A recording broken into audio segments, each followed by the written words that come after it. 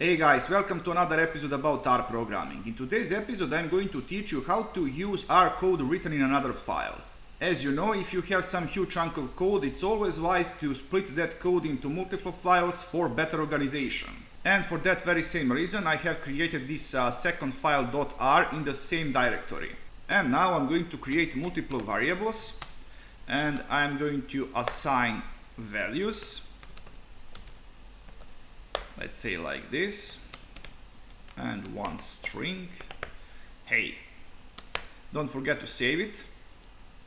Now if you do something like this, print A, you see that our session cannot find object A because object A is part of another R file. In order to use this code we have to call function source, and as argument we are going to provide path to this file. So we are talking about same directory, second file.r. Now if I run this code, you see we are going to get our value of 10 printed.